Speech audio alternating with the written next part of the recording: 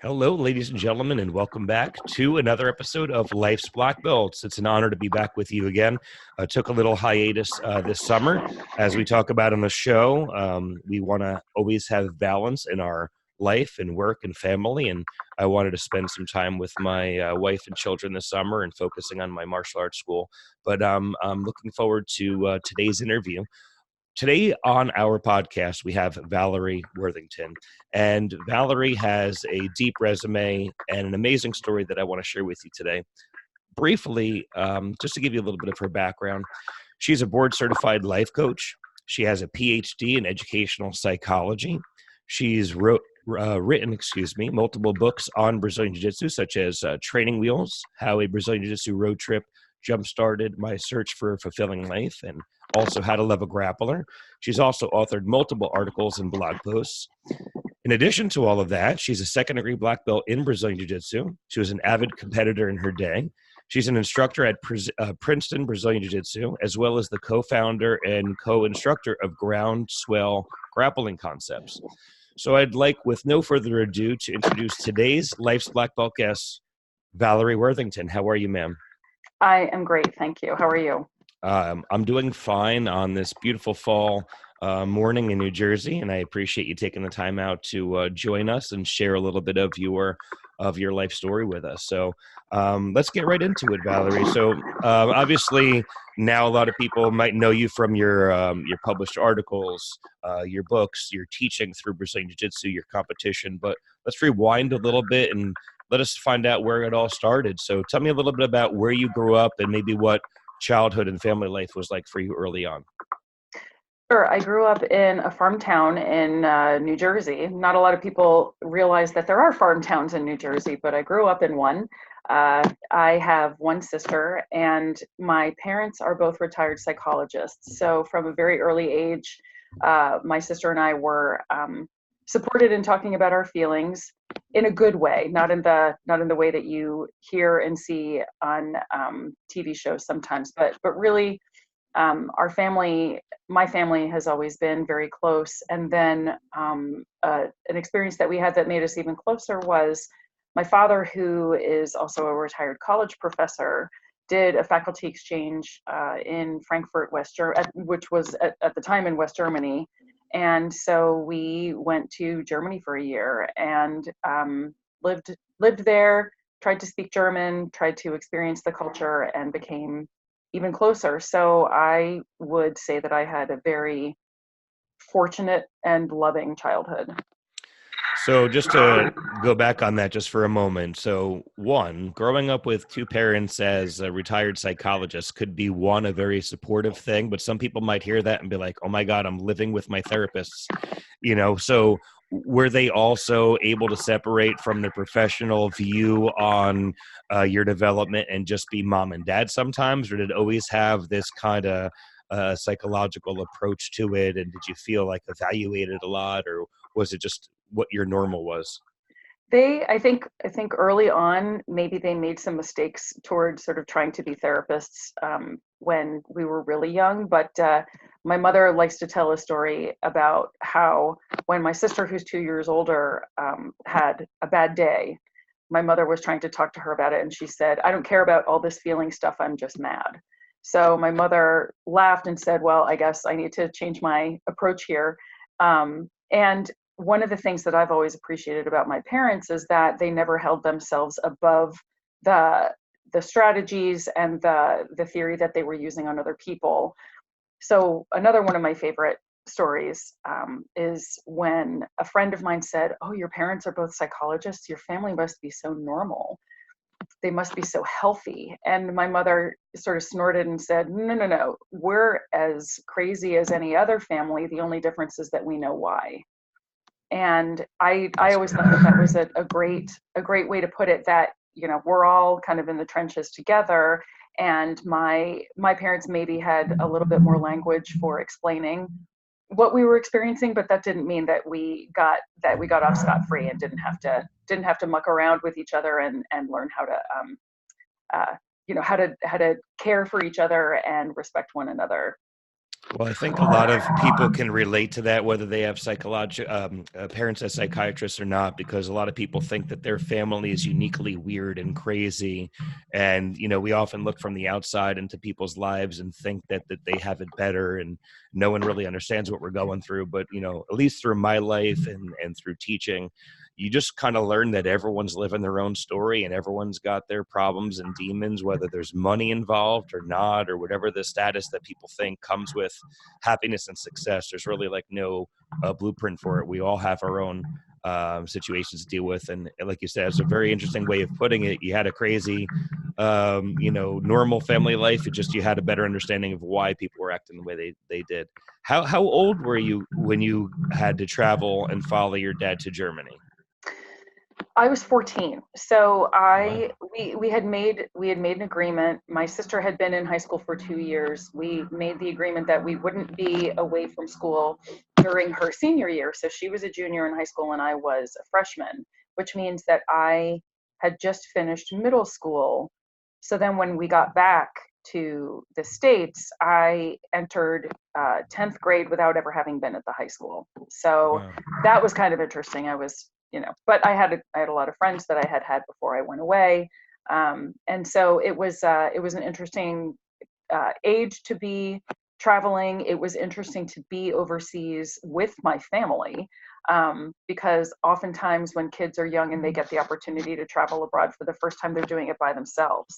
So that was the first time I did it was with my parents and my sister, and uh, so again we became very close. And one of the things that you had mentioned before about everybody sort of has uh, their familial idiosyncrasies and the challenges that they have. That's one of the things that I have found to be such a gift, that my parents were able to give me, being psychologists, is that I know that everybody has their stuff, and what that means is that I was always maybe a little bit more comfortable with the fact that I had stuff, and so at appropriate times, if I was able to kind of share, oh, you're not alone, or I felt completely overwhelmed about this, or whatever, that it always was something that I felt comfortable doing, and so that's something that I try to do, is just sort of say, I listen, everybody goes through stuff.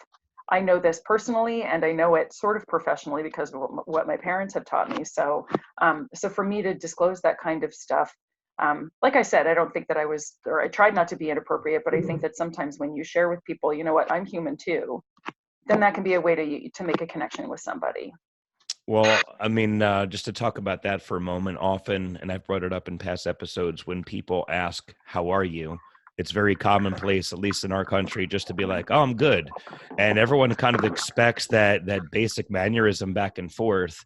And I had reflected back last year, and I had shared this with Jerry and Emily as well from Princeton. I had torn my ACL and meniscus, and being in that, I had just earned my purple belt in jiu-jitsu. I teach martial arts, and it was just like a huge blow to me, having been so active and physical, that when people started asking me, I kind of was prepared for the pain, but I wasn't prepared for the psychological depression that actually came with losing a big part, temporarily, of my identity, of who I was at that moment. So it took a little time to work through. But when people started asking me, they're like, "How are you?" I'm like, honestly, I'm really having a hard time with this and depressed. And it's like, you see someone's face when you actually give them an honest answer. They're like, "Oh," but then they immediately like want to have a 5 or 10 minute conversation with you, and it almost brings you closer because you were open and honest. It's not like you need to do this all the time and just pour your soul into every single stranger that you meet, but with certain people, it's nice to open up a little bit. And then for me, that process of sharing it actually made me feel better because I wasn't just keeping it all to myself. So it just kind of reminds me a little bit of what you just said. I guess having that healthy upbringing to be able to share your emotions is also a way that allows you to connect in life to other people and help them through their emotions. Because I don't know how often people are prepared properly on how to relate and share their emotions, and that I think that leads to a lot of stress for a lot of people, I would imagine. What I wanted to ask is, at the age that you're at, and I know my wife had to move in, I believe, middle school or high school, just from one town in New Jersey to another, and talks about how difficult and traumatic that transition was for her. You were at an age where that you were old enough, like you said, to be established in your community and with your friends, and then you had to up and leave. And again, thankfully, you had your family, but also I have 13-year-old daughters, so seeing the development of young girls and seeing what affects them. I can kind of relate a little bit to maybe what you were going through. So just a little bit, if you just to touch on that for a moment, and then we'll move on. Like emotionally and psychologically, what that experience was like moving countries during that age. Oh, it was incredibly difficult, and this was a decision that we made as a family. So this wasn't my parents saying we're doing this and you have to come. We sat down and we talked about it, and I think my sister and I both were interested in having that kind of adventure, but you can never know what you're getting yourself into. And so I think it's fair to say that for the first 6 months we were there, we kind of all just walked around in a daze. And then as the last 6 months kind of picked up, we hit our stride. And we're still excited to go back, but then we even experienced reverse culture shock because there had been some things about living in Germany that we really enjoyed. And we happened to be there at a time when the dollar was really strong. And my sister and I were 14 and 16, and we were allowed to drink alcohol. So that was, but it was, I look back on that now, and those were the kinds of things that were important to me. But that also highlights another thing that I think is challenging about traveling at that age, which is that I had very little perspective. I grew up in this small town, and my world was the 800 kids at my high school and what they thought and what they did. And to an extent, what my parents thought and what they did. But when you have a perspective that's that small, then something like as big as a move can be really challenging. And I'm not saying that it's not challenging for people who are older, but in the absence of that kind of perspective, that there are other interesting people and other interesting things in the world, and it's fun to go explore those. It was that much harder, I would say. Well, it sounds like even though it was challenging as expected, that you were able to find the positivity in it.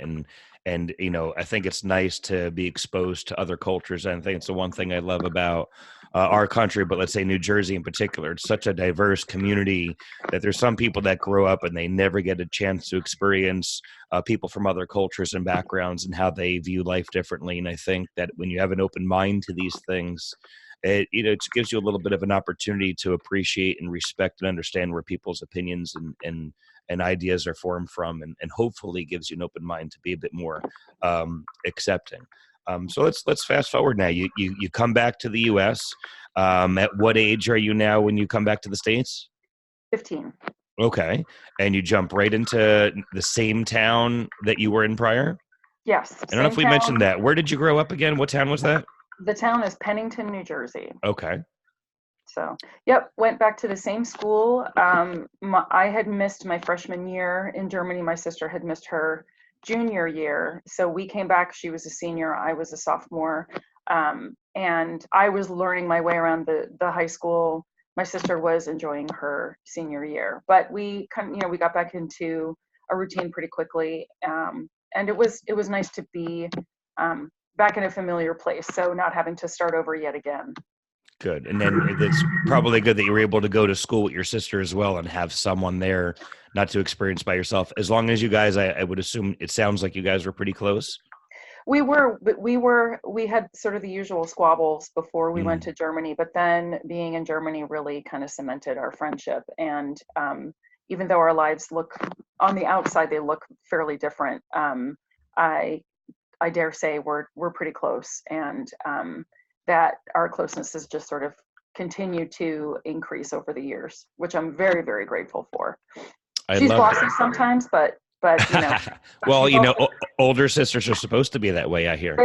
They're supposed to be bossy, and unfortunately for me, she's often right. So yeah. And I bet she never rubs that in your face at all. Oh no, never. She never, she never wins an argument just by being able to talk faster and louder. So. Well, it gives me hope that it's our main goal, trying to raise our girls to be best friends, and it's nice to see a sisterhood continue to grow and prosper. So it gives me some hope when I do see their teenage squabbles right now, which are normal, of course. So you're later in high school now, is like a time in life when you're starting to think about what you want to do for college, and maybe what you want to do for a career at one point. Is that entered your mind yet in high school, or what are your plans and goals, as you're getting towards graduating high school? So this is an interesting question, because for me it also has reverberations throughout the rest of my life, related to jiu-jitsu. Okay. The town that I grew up in was what I was very fortunate to grow up in the town I did, and many people from my high school went on to college and went on to very good colleges, and so the expectation was that I would do the same. So I didn't really even think that there were any other options, because that was what you did. And I was really fortunate to go on to college, which I did after I graduated high school, and then sort of entered a professional track, which was satisfying in some ways, but I don't think was my true path. Um, and so, maybe we'll get to this later, but along comes jujitsu, which helps me, and this happened in my late 20s, but that helps me figure out things that really do give me joy, and ways that I can use the opportunities that I've been given professionally and educationally, in circumstances and in contexts that make more sense for me. So I kind of followed the set of expectations because they made sense. And then when jujitsu came along, that created a little bit of upheaval, but ultimately enabled me to take those values that I'd always had and apply them in a way that made more sense for the kind of life I wanted. Well, I definitely want to just get to that point, but I'd like to connect the dots between those two moments. So let's talk about what you went to college originally for. Like you said, it kind of sounds like you were following the norm of society, saying, here's what you do and how you do it. But what were your original intentions, or majors that you decided to pursue in the beginning of your college career? Sure. So when I went away to college, I had no idea what I wanted to be when I grew up, and I took just a variety of different types of classes, and eventually landed on an English major. So I majored in English literature, and my argument was always, and especially back then, an literature degree was legitimate and it was viable, because the argument was that a liberal arts degree demonstrates that you know how to learn, and that you can think critically, and hopefully that you can write well. So I graduated with a degree in English literature, and then kind of cast about for the summer after I graduated, applying for jobs. And then I found a job in Washington, D.C. for a nonprofit organization. So I did that for a couple of years, and then moved on to graduate school. So the nonprofit that I'd been working for was an education nonprofit, and I realized that I was interested in education. So I pursued a doctorate in educational psychology, and that took me 4 years. So 4 years of college, 3 years after college to work, and then 4 years of graduate school. So did you think that you would become a professor in a college in psychology, or eventually follow in your parents' footsteps? Like, what was your intention with that education? Yeah, and again, in graduate school, the expectation was that you become a professor. And one of the things that one of the seeds that had been planted for me was, I again really appreciated the education that I was able to get at the university I went to, but I didn't necessarily feel at home in the town. So the town kind of wasn't the right place for me. And what I knew about going on the academic market is that you can't just say, you know what, I want to live in St. Louis, so I'm going to go see what the universities in St. Louis have to offer. You go on the market and you apply for the jobs that are available, and maybe there would be some in St. Louis, but maybe there'd be some in a city or a town far away from there. And so you don't have a lot of say in terms of where you end up living. So that gave me pause. And what I ended up doing, and this was actually, I remember it seemed like a big rebellion, but I just wanted to know what my options were. So I started asking my professors, what are some other options besides entering a college of education at a university and being a professor? And not very many people had answers for me because they went to graduate school and then they became professors in colleges of education. And that was fantastic. And they loved it. And I didn't think that I would. So then I started to explore other options, and I did a postdoc year. And then I ended up taking a job with a .com because back then, this was the early 2000s. And so the .com boom was happening. So this was an online university. And so I decided to take that path, which was unusual, I think, among my colleagues and classmates. But again, kind of the right thing for me to do.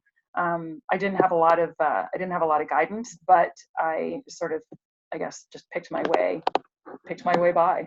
Well, it sounds like that you have a connection to your gut a bit, and you maybe because you were so in touch with your feelings early on, it seems like a lot of people, they do follow the same paths that you're talking about, but they always need that structure. And it seems like you were trying to follow a little bit of what felt right to you. Like you said, you didn't feel like you were in the right town, or if this path was right to you. A lot of that has to do with like feeling connected to being very inquisitive and trying to figure out, am I doing what I really want to do in my life and what I'm going to have a passion and love for? And a lot of people may have those voices or that self-talk, but they don't really follow it. So what would you think it is about you that makes you a little bit more in touch with that? Is it go back to your upbringing, or is just that type of way that your mind just happens to work? I think it definitely goes back to my upbringing, and I may be a little bit more emotional than some. And what I mean by that is, first of all, in touch with other people's emotions, but also in touch with my own. So one of the one of the things that I guess is a blessing and a curse is that if something is not right for me, then I do feel it emotionally. I feel it in my body. And sometimes it takes me a while to act, but in the meantime, I'll cry, I'll have a knot in my stomach, my body will be giving me signals that something's not right. And so eventually I have to act on those signals in some way. And for a while it was sort of just I would try anything. I would kind of fly blind to see if I could pick my way through to get to where I wanted to be. And then eventually what I realized was that I needed to think more broadly, and I needed to think outside of that paradigm or that model that I had created for myself, which was a lot scarier. So it wasn't just, you just need to cheer up. It was, maybe this structure of life isn't right for you. So I think that I've always kind of had that sense that it's okay to go within. I haven't always had the tools or the wherewithal to follow that, but as I get older, I think I do a much better job. So then I'd be curious to find out how jiu-jitsu enters your life, because what year, and then I'll rewind a little bit, but what year did you begin training in jiu-jitsu? 1998. So, I mean, nowadays, obviously doing what I do, and jiu-jitsu has grown so much. It's grown across the board, where early on in the first UFCs with Royce Gracie, a lot of people had no idea what they were watching and had never seen this stuff before. And it was very rare to find it. I know immediately I was trying to find any jiu-jitsu school nearby to go train at. And then I ended up having to go to college, and then I kind of revisited it afterwards.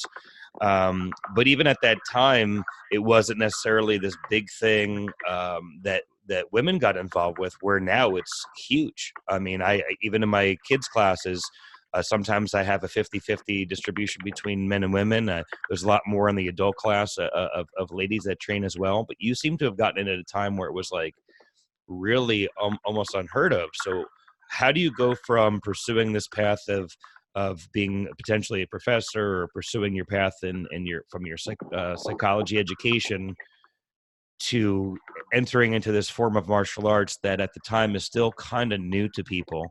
So it's kind of just bridge the gap there for us. Sure. When I was in graduate school, my first year, I got really sedentary, to the point where I was kind of breathing heavily, just walking down the hall to the kitchen because I was studying so much. And I wasn't very good at being in graduate school. So I felt like every waking moment I had to be studying.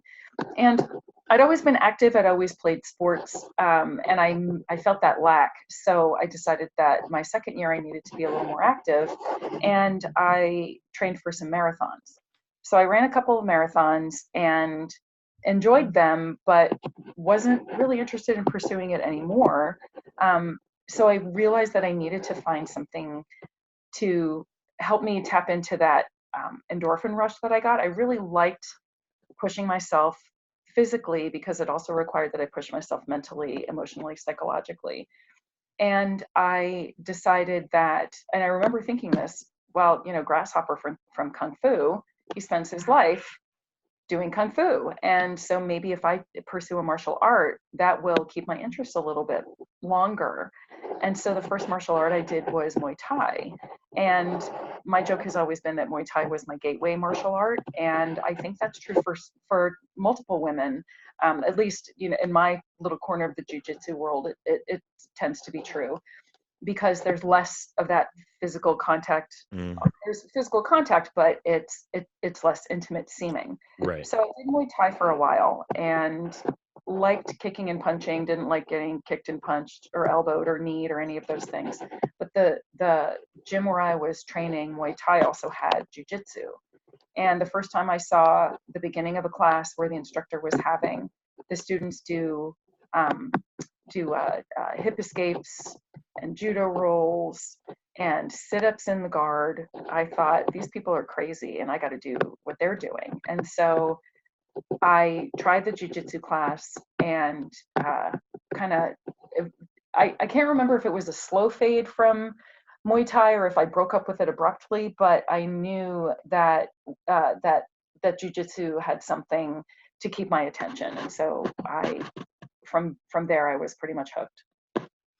So what was it when you, and it's very interesting the way that you described that you saw it, you thought the people that you were looking at were crazy, but you had to do it. So a lot of people would have had the exact opposite response, like, that looks crazy, I'm not doing that, which of course I run into my own friends that are like, dude, you're crazy. Like you're grappling with people, throwing each other all over the place, choking each other. Then you get up and you hug and you guys are like best friends. It seems very weird. It's kind of hard to explain to people that are out of, I guess, the bubble of martial arts and training, and they don't get it. But everyone inside obviously gets it. But for you, before you even had that true connection with the martial art, what was it that made you cross oh, it's crazy to me what these people are doing, I want to do that? Like, how did that work out? It really was just is that something I could do? Could I actually get my body to do that? Could I wrap my legs around somebody's torso and then do, what is it, like 180-degree sit-ups? Could I do that? Is that something I could possibly do? And I wanted to know. I wanted to know if that was within my bailiwick, I guess. And that was basically it. I just was so surprised by what I saw because it was like nothing I'd ever seen before. And I thought, well, those are people. I just talked to a couple of those people and they seemed like normal people. And now they're doing this crazy stuff. And maybe I could do crazy stuff. And why shouldn't I at least try? So I was actually fortunate also in that the first place that I trained jiu-jitsu had a handful of women. So it was just everybody's training. Subsequent places that I trained didn't have as many, but that place just happened to be, I think the stars kind of aligned. There were women who were training, and it didn't seem like a big deal for women to train. And I think it just struck me at a time when I was maybe looking for something new or just open to the possibility that I was one of those crazy people, and let's just find out. So that's why I wanted to kind of re-ask it, just so you can go into more detail about it, because what I want, and I hope people could get out of it listening to when you describe that, is that it's good sometimes to challenge yourself and to put yourself in situations that are normally uncomfortable. Because I personally feel, and also through teaching, that when people are put in uncomfortable situations, is really when you grow the most. And a lot of people kind of guide themselves to things that are very safe and comfortable, and that's fine.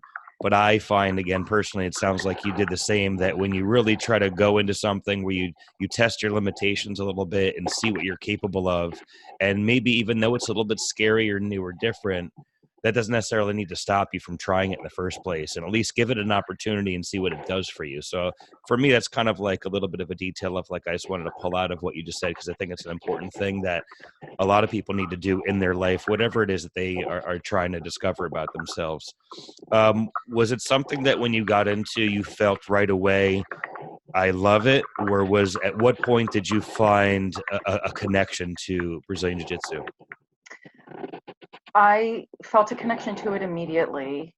And one of the things that was really powerful for me in terms of its allure was and interestingly, my first instructor was a blue belt. And I remember thinking to myself, wow, maybe someday I'll be as good as that guy.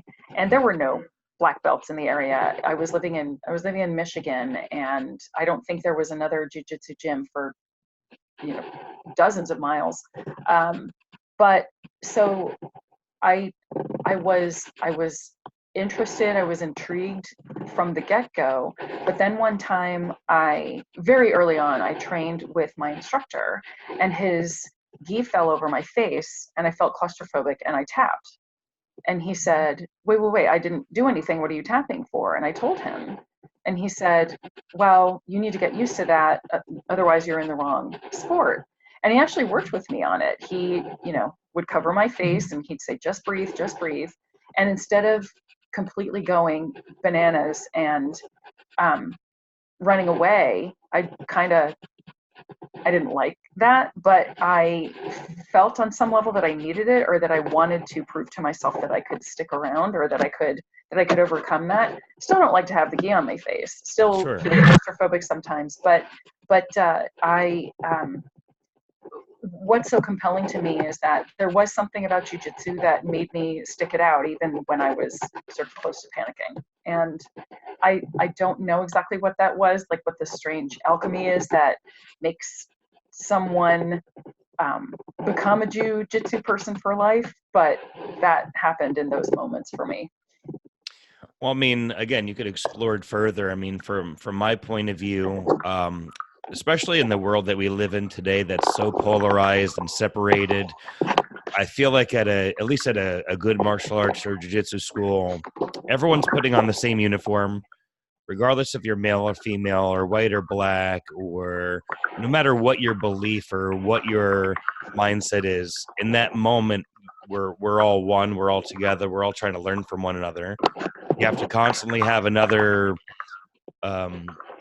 viewpoint of respect and courtesy to your partner, as to not injure them, and to be courteous based on size differences or whatever it may be. And you have to, which I think, I don't know, maybe or maybe not, since you were so intuitive and in touch with what you felt, you have to kind of have the same alignment with jiu-jitsu as well, because you have to be able to tap into your breathing, your emotions, your physicality, your movement, as well as the other person's as well. And even though from an outside standpoint, it might seem, violent at times, some of the closest friends that you ever seem to have, because you share this strange, sport that when you're all like torturing each other, you're like, why do I like this so much? But at the end of it, you all appreciate the journey that you're on together. I mean, did you find it fulfilling when you started reaching the moments where you felt a proficiency in technique, or maybe you were able to escape from a larger opponent, or even hold down another opponent, or even if you were able to, overcome a guy, someone of the opposite sex?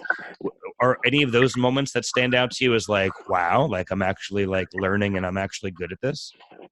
Oh yeah, so the biggest moment like that for me is, I remember the first time I secured the mount on somebody. I don't remember who the person was, but I remember that feeling of, wow, this technique that I have drilled what felt like many times at the time. I mean, that was maybe 1 year into my jiu-jitsu career, which is now 21 years.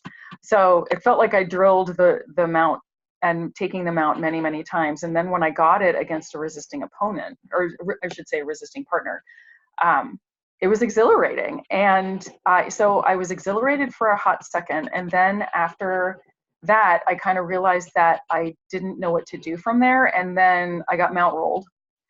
But that was okay because I rode that high for days. It was amazing. And it's just such an empowering feeling to know that you put in the effort, you put in the time, you pay attention to what the instructors are telling you, and eventually this stuff is going to start to click. And that's what happened. Right. The classic, like, how do you get good at jiu-jitsu or anything like, you just got to keep showing up, keep an open mind, ask questions, check your ego at the door. That's the one thing I think that's drawn me to martial arts and why I love still training. I mean, I started when I was 8 years old in a variety of martial arts, but anyway, 42 now, so I've been training for a long time. But I love that the ego it never really has room to grow. Ego could do a lot of things. It can make you feel like you're the worst person in the room. It can make you feel like you're the best person in the room. And I feel like it's a constant roller coaster ride that I'm on with martial arts, because you have good days, good weeks, and bad days and bad weeks. But I like the fact that no matter how good you get or how bad you get, you still have these moments that kind of keep you in check and in balance, and never really let your ego get out of control. And you just have to just learn to just dive in and let go a little bit. So at least for me, that's what it's like. It sounds like it was like that for you as well. As you advanced and grown, because I know eventually jiu-jitsu led to a point of proficiency for you where you even decided to get into a competition.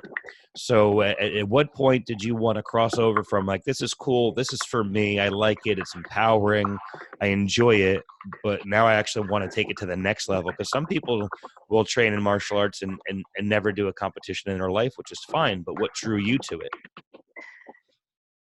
What drew me to it was that I finally figured out after a while of, I don't want to say posturing, because I really believed what I was saying, but competition isn't for me. I'm happy to help my teammates prepare, but it's just not for me.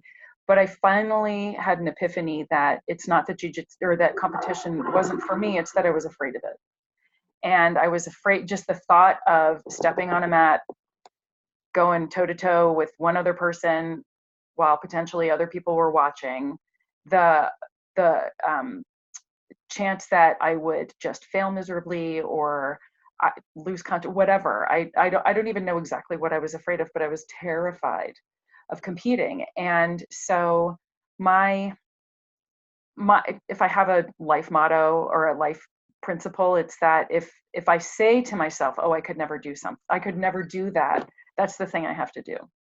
So I could never compete. I don't need to, it went from I don't need to compete to, oh God, I could never compete. And then as soon as I said that, I thought, well, damn it, now I have to compete. So competing has never been a labor of love for me. It's always been like eating your spinach, if that makes sense. And that's not to say that I haven't had amazing moments of joy and camaraderie and progress and insight, both while preparing for competition and also while experiencing competition. But it's never something that I was hungry to do. It was something that I felt I needed to do if I wanted to do as much, if I wanted to know that I was doing as much as I possibly could to advance at this sport that I loved. So for me, it was always, yeah, I'm going to do it because it's like eating my vegetables. Right. You knew that it would bring you some sort of growth, emotionally or physically, spiritually, whatever it may be. And again, it kind of goes back to my earlier point that we all seem to grow most when we put ourselves in uncomfortable positions, when we challenge ourselves. And again, a lot of people avoid the uncomfortableness. And I really feel as though hearing it from you just kind of really reinforces that philosophy that I have a bit, that if you constantly put yourself into challenging situations and you test your, of course, in a safe way, I'm not saying take it to an extreme, but challenging yourself and the way your mind worked, I love that, to go, I can't do this. And you're like, no, now I have to do it. That's again, to me, this all comes back to a mindset. So how you approach that with jiu-jitsu is a metaphor for, I would imagine, how you may approach things in your career and your life, and eventually becoming an author, whatever it is that you do in your life. There's a lot of things you're like, I can't do that, I won't do it, I'm afraid of it, and that's exactly why I'm going to do it, because I'm going to grow from it, and I'm going to be a wiser, better person at the end of it. Did you find that that philosophy, even here with jiu-jitsu, has then echoed in other areas of your life as well? Oh, absolutely. And one of the things that I wanted to follow up on is a good friend of mine. Two things actually. Two good friends of mine. One of them says that one of the things that he's been able to do in his life is develop a comfort with discomfort, and Mm, that's been a guiding principle for me, which I think is very helpful because there's discomfort everywhere. But if you can recognize it and say, there it is again, there, okay, I can feel in my stomach, I'm really nervous, I need to go to the bathroom again. That's what happens to me when I compete. Okay, here it is again, it's familiar.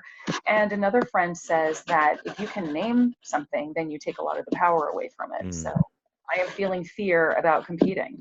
Yeah, I really am. Okay, well, I feel fear about competing, so what can I do about it? And in answer to your question, absolutely.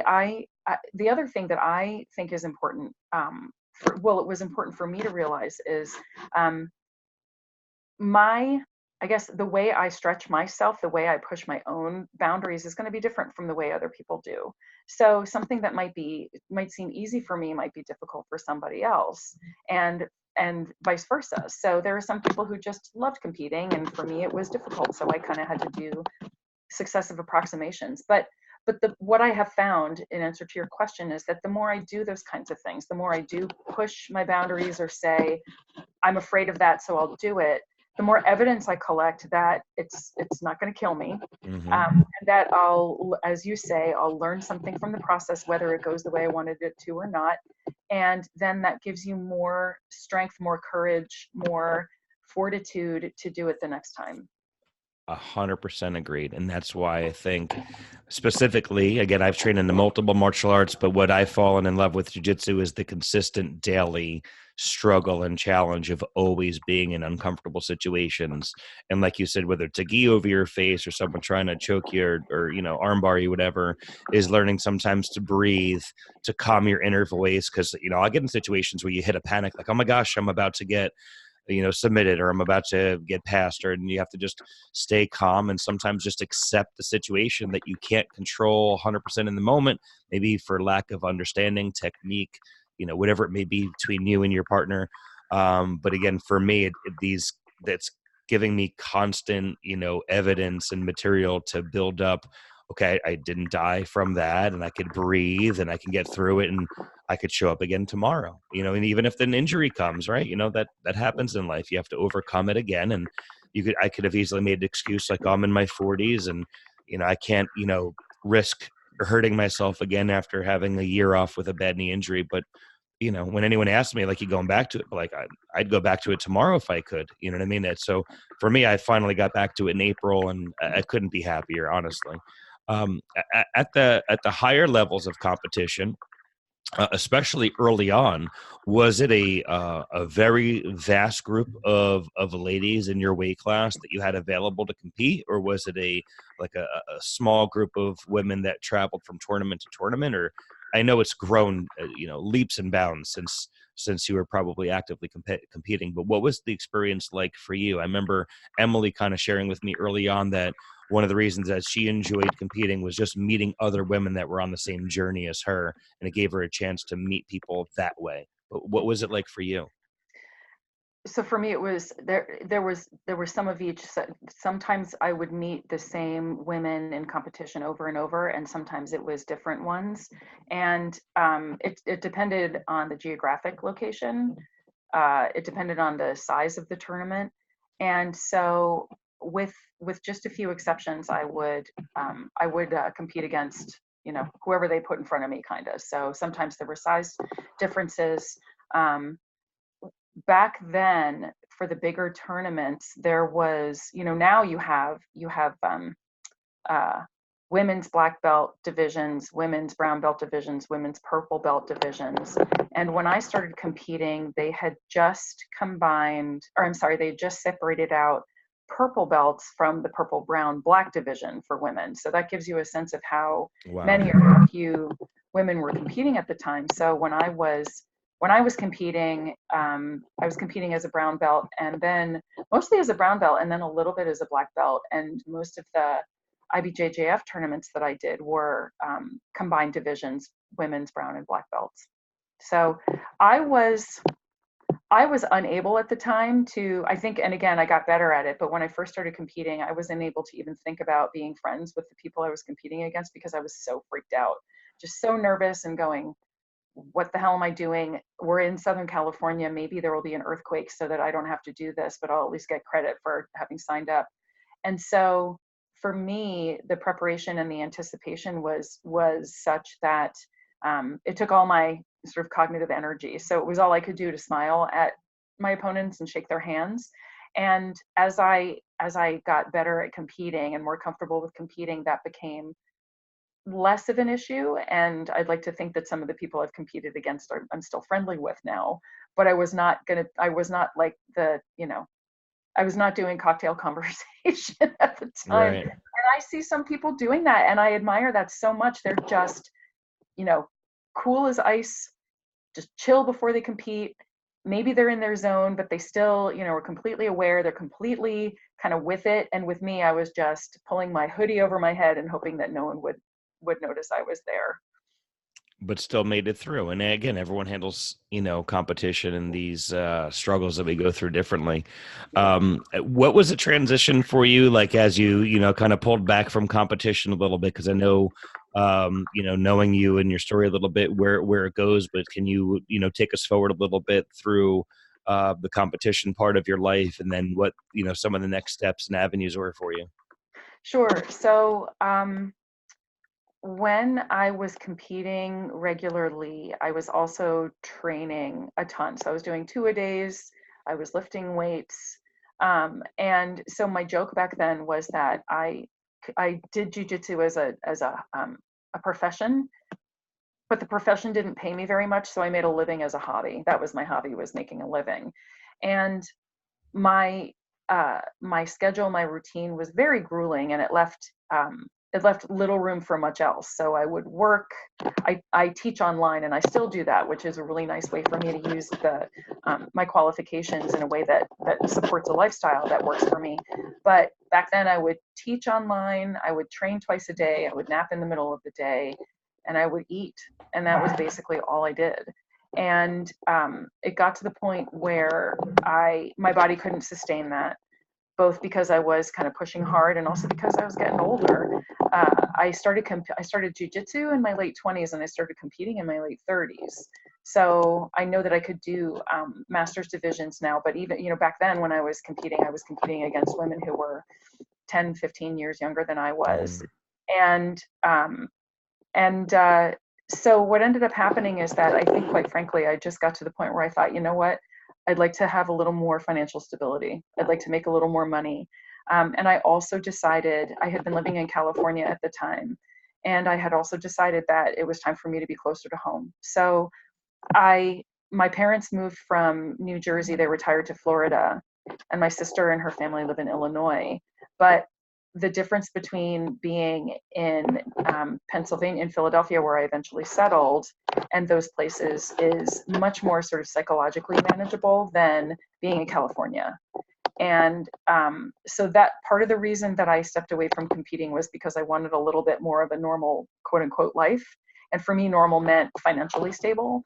And part of the reason is because I decided that I wanted to move back to the East Coast, which meant finding a place to land, and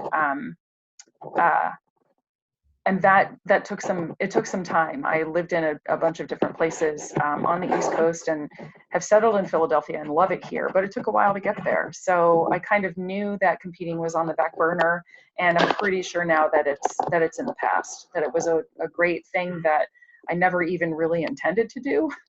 and now I like to think I'm sort of moving into the role of elder statesman. I hope that I have some wisdom and some experience to share. And I know that I'm willing to. So the heart is willing.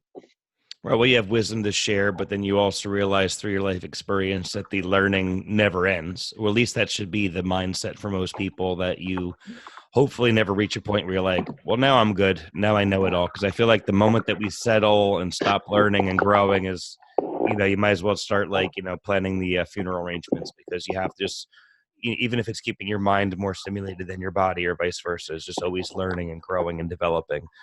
So you got into online teaching to help yourself out financially. Did that suffice all on its own, or because I know you got into also writing articles and writing books and now teaching jiu-jitsu as well. So all these other avenues started to open for you that allowed you to pursue the lifestyle that you want now? Yeah, so the writing the articles, I had the opportunity to write for a publication called Breaking Muscle, and that was 2012, I think. And I I jumped at that opportunity because I'd always liked writing. I'd always had ideas about things related to jiu-jitsu that were sort of, I don't know if you want to say lifestyle related or strategy related or culture related. I was never as interested in or as good at breaking down technique and doing technique videos. I've done some, but that's not my sweet spot. But I think that in writing articles, I was able to, I hope, give back to jiu-jitsu because I've gotten so much from it. And I I think I'm a pretty good writer. I think I'm a pretty accessible writer. And at the time, there weren't a lot of people writing about jiu-jitsu. Now there are tons of people, which is great. But at the time, there weren't a lot of people writing about jiu-jitsu, and there weren't a lot of people writing about the kinds of things that I was interested in. So I thought, well, I guess I'll write about them. So that's always been a nice kind of side thing for me. And then what has also happened is that, as what I find at least, is that and again, maybe this is because of the time in which I grew up jiu-jitsu wise, but when you became of the age where you could teach, you kind of were conscripted into teaching. And I was always willing to help out, willing to help people one-on-one. And then when I had the opportunity to teach, I took that opportunity, and I hope I've gotten better at teaching as well. And so for me, it's kind of all of a piece, especially because I now have a teaching position with a university called Saybrook University, and it's the first position where I think the fact that I do a martial art, that I have a mind-body practice, is what tipped the scales in my favor. So before, the other places I've taught, it's always been, oh, that's so interesting, this is the thing she does on the side, when I always knew that my jiu-jitsu persona, my academic persona, my writing persona, all of them are all part and parcel of who I am. And so it's been just recently that I've been able to find professional opportunities that celebrate all of those parts of me. So it was a long time coming, but it's getting there. Well, it's interesting to identify how you have these different roles that you play in life and these different skill sets, yet they're all you. I kind of relate to that a little bit when people talk to me, because there's a lot of people here that know me as, as Master Alders, and then, there's the Eric personality with friends, and then there's Eric the husband, and then there's Daddy to the, there's all these different roles that you play, and sometimes you're pulled in these different directions. But I think when you try your best to utilize all these different parts of that make you up, is when you're hopefully truly finding your happiness, because you're really giving yourself an opportunity to be open to these different parts of you, and not just some people might just focus on the successful parts, but it sounds like you accept every part of your personality and every part of your professional and personal skill set to form who Valerie is and what you stand for. Like they cross over, like the jiu-jitsu side of you crosses over to teaching in the university, and that side of you, obviously, I could imagine, helps you on the mat and everything in between. The writing helps you to be able to be more philosophical with your students. Now, I also know that you've gotten into life coaching, which, I feel like teaching martial arts is like mini life coaching sessions daily. So to me, it sounds pretty normal that would be a transition for you. But did it hit you that way, or where did you pursue the path of wanting to go deeper outside of martial arts and be a life coach for people? It was a natural progression, and what happened was, as I became more of a teacher and more of a leader, people would come to me with questions that were ostensibly about technique and strategy, but were actually about life. And I really enjoyed, and this was, I think this is, throwback to my parents and my growing up, but I've always been interested in people's stories and what makes them tick and all that. So people would start to come to me with, like I said, questions that were ostensibly about technique, but were really about life. And I wanted to be able to help those people. And I first wanted to do no harm. So I explored a life coaching certification because I wanted to make sure that the instincts that I had, the intuitions about how to help people, were consistent with what the literature says, with what the research says. And so I pursued the board certified coach designation. And it turns out, for the most part, I was right. But of course, it's always helpful to have some techniques and some strategies and some language that you can share with people. And on the basis of that, I became interested in diving further. So now I'm very slowly working on a master's in mental health counseling as well. Oh, wow. And interestingly, one of the courses that I'm taking one course this term, and it's on addictions. And so I'm going to write my final paper on applying addictions theory to Jiu-Jitsu, because I personally believe that it's possible to demonstrate addictive tendencies with Jiu-Jitsu, if only because I have. So, anyway, that's, I really do see kind of all of this coming together, and that the life coaching was another step that makes perfect sense in the context of Jiu-Jitsu, but also has relevance and applicability elsewhere. Well, I love that you're pursuing that. I have a personal connection. My mother has been suffering from mental illness for most of my life, bipolar and depression, and it's challenging for a family to go through that. So not only does sometimes the patient themselves need the counseling, the effects that it has on those that surround the person that they love. Those people often need someone to talk to as well, to deal with it, because from my own personal experience, when someone's looking at someone that may have a broken leg or have cancer or some sort of visible injury or handicap, there's usually a little bit more, from my point of view, there's a sympathy for what they have to go through, where mental illness, you kind of see and hear the person that you know and you recognize, yet their injury is internal. So sometimes when they act different or weird or crazy or whatever word you want to use, people think it's just someone that's being mean or rude. They don't really understand that it just happens to be that their illness is inside their brain, and it's challenging sometimes, especially not only as a family, but then for people that don't have the attachment to the person, they're just kind of like outside friends. You could see some of those people very easily pull away because it's just easy for them to do. They don't have to dive in and deal with it. So the fact that you're going to utilize your skill set and try to help people in that, for me, that means a lot to know, because I feel like the mental health system is very broken and it needs good people in it with some good ideas and some positive stories. So, I really hope that you're able to make a positive contribution in that field.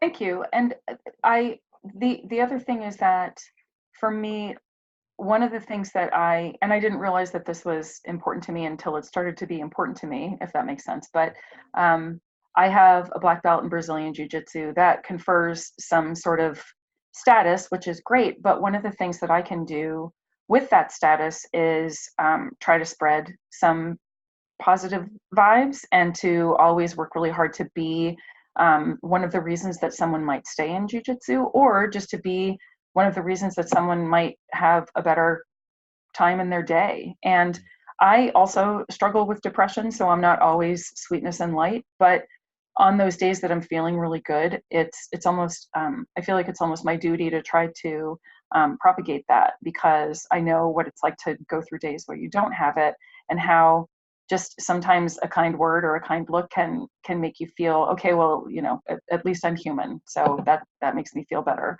And so I think that's something that that I, as a black belt in Brazilian Jiu-Jitsu, can do on the mat, and I can do that in the classes I teach. I can do it in the rest of my life. And I'm certainly not Pollyanna. Like I said, I have my dark days, but But during those times when I'm feeling light, then I want to do everything I can to share it. The point being that we don't have to have degrees or status of any kind just to be kind to people, to each other. To be kind and to listen, once in a while. I think that's all that people need sometimes is an ear, like not just the, hey, how are you? I'm okay, but someone that you're willing to listen and hear what they have to say, and for someone to feel significant, appreciated, acknowledged, that they've made an impact in some way, and to know that their role in this world is also important.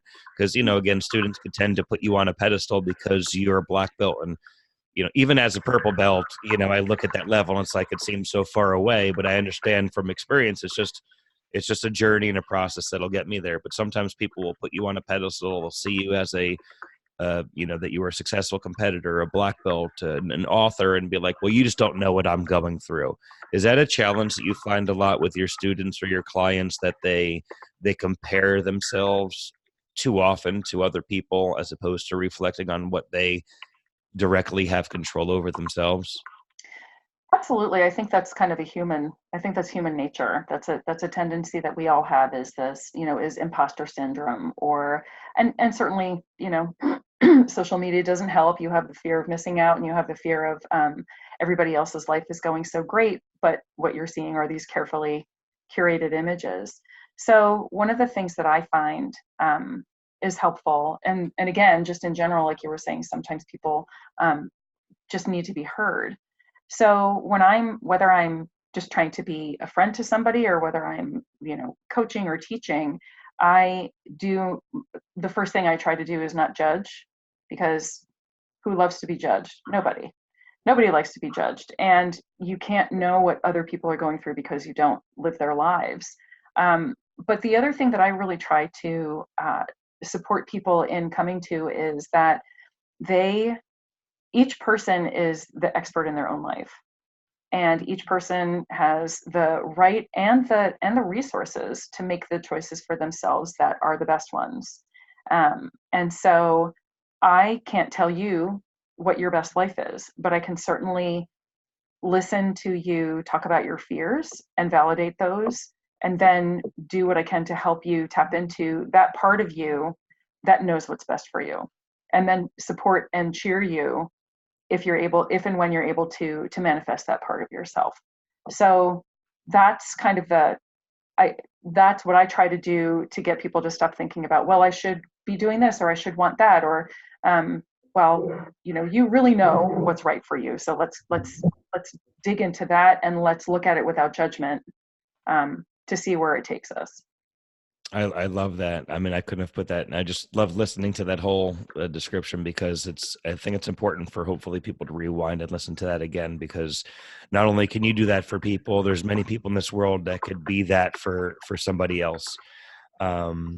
And the fact that, again, I said, you have these little mini sessions every single day that you happen to step foot in the mat, or through an article, you have all these different resources to pass on your experiences and skills. And sometimes that's just listening and sharing your experiences. But, all of our experiences are different and are not really comparable. We have to just kind of learn how to, be the best versions of ourselves, admit when we've made mistakes, and just try our best to be better people each day. And we're going to, just like on the mat, you're going to have constant, failures, you call them. But I often love the quote is, you're winning or you're learning. So it's one of you're never really failing or losing or it's another day where you've learned something about yourself that you're going to grow from, even if you can't figure it out now. Often time gives us the experience. When we're going through something very difficult, you don't get it at the time, but you could reflect back on it and see what you've learned from it. So for me, one of the things I try to do sometimes when going through something tough is when I feel my mind going out of control, is to be like, what am I supposed to learn here? There must be a lesson in this somewhere that I could figure out what I'm supposed to get out of it, because I can't necessarily control what's happening. I could either choose to freak out and get stressed and depressed over it, or I could take a step back and be like, there must be a lesson that I could learn from this. So at least I could pull some kind of positivity out of possibly a very tough situation. How do you feel about that? Absolutely. So I think I'm struck by a couple things that you said, and one of them is that one of the jokes I make, but I think it's actually true sometimes, is I'm a a learning theorist. I'm an expert in learning. And in my professional opinion, sometimes learning sucks. Sometimes it's hard and I'd rather not do it. And I would rather stay in a bubble and not have to push myself. But even if it's a really tough thing, with enough time, usually you can find some sort of lesson. And so I agree with you. I like your attitude of trying to find the lesson. What happens with me sometimes is that it takes me a little while to even want to look for the lesson. But I think that's okay. I think that maybe like a tiny modicum of wallowing should be allowed. If you lost a tournament that you prepared really hard for, or you didn't get the job you wanted, or whatever it happens to be, it's okay to, in my case, kind of sit around for a couple days and eat ice cream and watch Judge Judy. To honor your feelings. To honor your feelings, exactly. And that's one thing that I think is really important, is that to recognize that sometimes things just suck, and they do. And no amount of positive thinking is going to make it go away, but eventually it will go away on its own. And that's the time when we can regroup and lick our wounds and give ourselves the pep talk and say, all right, you know what, you're healed enough. Now you can go out and try again. I love that. Absolutely. I couldn't agree with you more. What is the goal now? Like you again, throughout this, brief summary of your life, we've talked about you constantly trying new things and growing and learning and facing your uncomfortableness, and you've been open about, and I think totally honest that, we all have our good days and our bad days, and it's okay to have those moments, to honor those feelings. What are your current goals at your life right now that you're trying to accomplish? I think I have this written down somewhere that, on some profile somewhere, that my goals are to always be open to learning, to be good to the people I love, and to try to put positivity into the world. So those are sort of general goals. Maybe they're more kind of life principles, but those are the things that I really am trying to do. In terms of me personally, I want to continue to put down some roots. I live in Philly now, and I love it here. And it's been, for most of my adult life, I haven't really had roots because I've been traveling for jobs or for jiu-jitsu. And so I think for the first time in a really long time, I'm ready to be stationary. That doesn't mean that I won't travel, but it means that I won't move. And I want to dive more deeply into the jobs that I have, the teaching that I'm doing, especially the teaching related to jiu-jitsu. I haven't written in quite a while, but I have a couple of book ideas in mind. I've done a bunch of interviews with some of the OGs in jiu-jitsu, and my goal is to write a history of Brazilian Jiu-Jitsu in the United States. And awesome. I've done maybe 30 interviews with some pretty awesome people who've been around for a really long time. So that's one of the goals. Another goal is to continue to figure out how we can make jiu-jitsu academies and just the kind of overall ethos of jiu-jitsu hospitable to everybody. Mm-hmm. And basically just to use whatever status, whatever authority I have to do good things in the world. And that makes me sound really Pollyanna, and sometimes I'm a jerk, and sometimes I'm wrong, and sometimes I don't want to. But that's sort of the yardstick. That's the goal. And sometimes I meet that goal, and sometimes I don't. And that's why life is worth living, because you keep trying and keep learning. And that's totally okay, obviously. Is that a little bit of why you helped co-found Groundswell Grappling Concepts? Like, can you expand a little bit on what the mission and goal of that organization is? Sure. So it was founded, when was it? Maybe 10 years ago now. And everything that I've done in jiu-jitsu, I've always just sort of had the opportunity. I've been given an opportunity and I've taken it. So back then, Felicia O was being encouraged by one of her students, Elena Hardy, to do a camp for women, in a jiu-jitsu camp. And remember, again, this is 10 years ago, where there were not really any camps. There weren't really very many women. And so the idea was sort of new and novel, and would we even get anybody?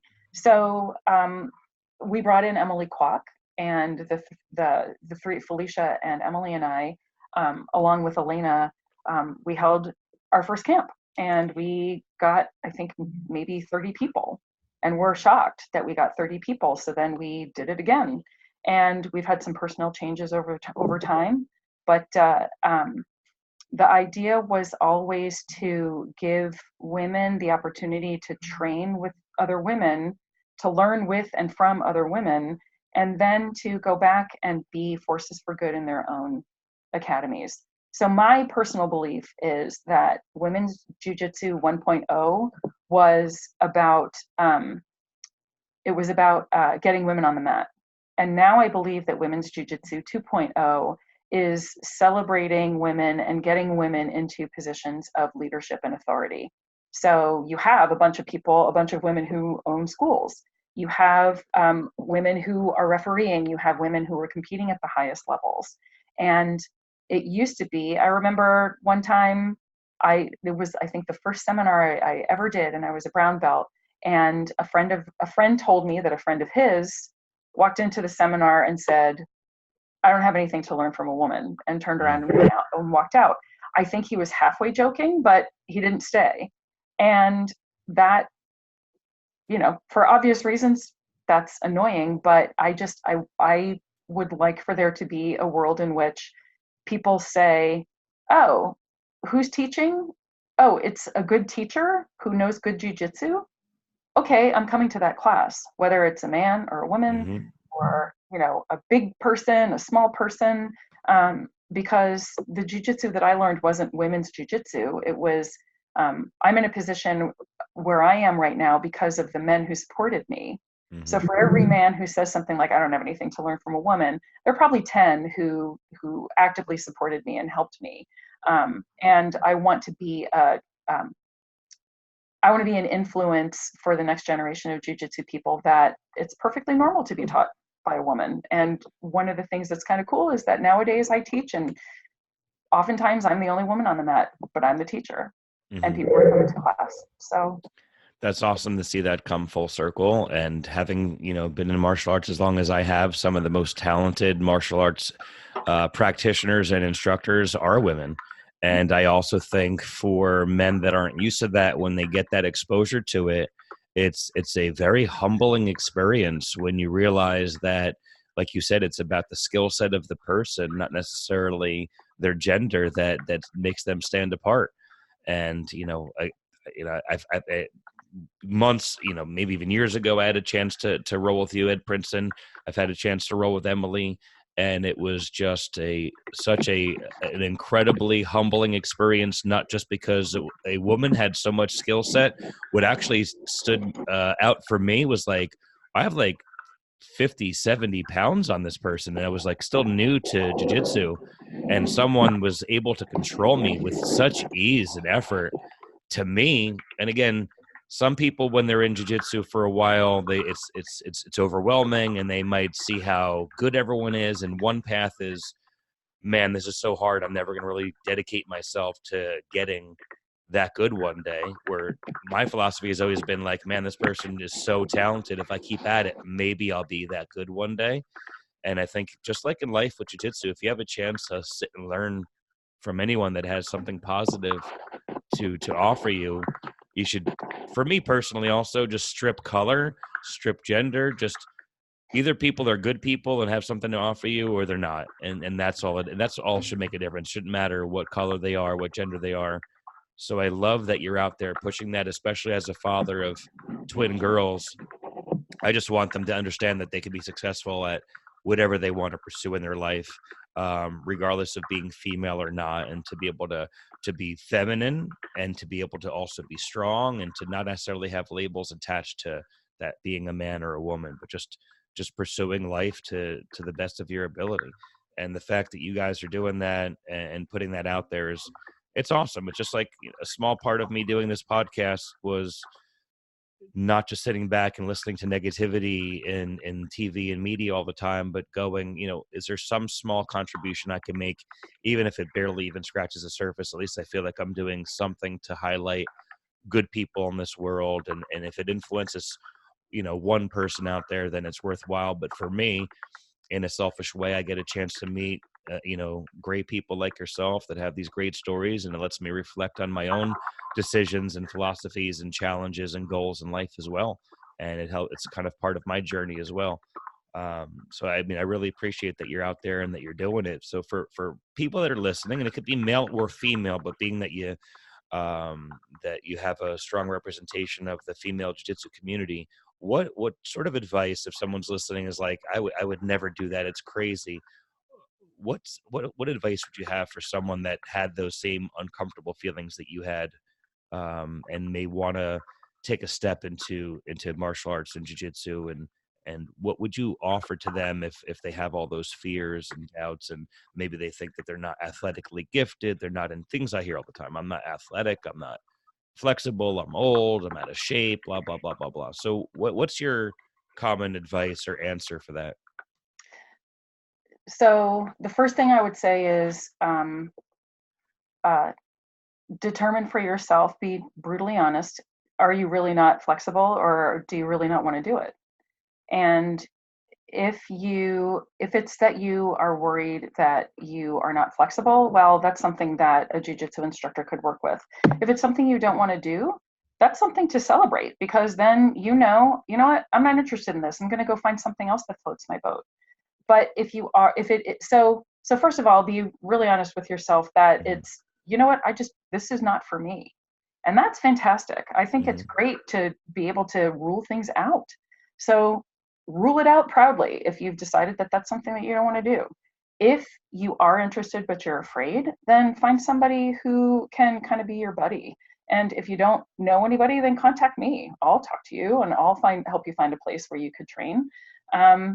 Because I think it's something that I was crazy enough to like jiu-jitsu, so that even though I was very intimidated, I needed the fix. So that was enough to keep me going. But for some people who've never had the opportunity to see what it's like, maybe they needed a buddy or a support system. And so find that person. And if you can't find that person, then find me. I love that. Well, that's a great transition into, obviously, I'm going to include links to your website and social media pages. But, briefly for people that are just listening, if someone wanted to learn a little bit more about you or follow what you're doing and what your next steps are, or maybe follow when these articles or book releases come out, or maybe some of the seminars you're hosting, what are some of the best ways for people to reach out and find you? So I am on Facebook. I'm on Instagram. Instagram, I'm Worthington Valerie. I'm on Twitter. I don't spend as much time tweeting. And you can go to my website and do an email from there. So those are probably the best ways to reach me. And your website being valerieworthington.com? Correct. Okay. Correct. Perfect. Well, I think that I could talk to you for a much longer time, and I look forward to, as I've been rehabbing my knee, I'm still training with a brace on, but I'm blessed that I still get to train even though it's a little cumbersome. So a few more months of that, but I look forward to getting back up to visit everyone up there in Princeton. I tell Jerry and Emily often that they gave me an incredible foundation, and they introduced jiu-jitsu to me and allowed me to fall in love with it.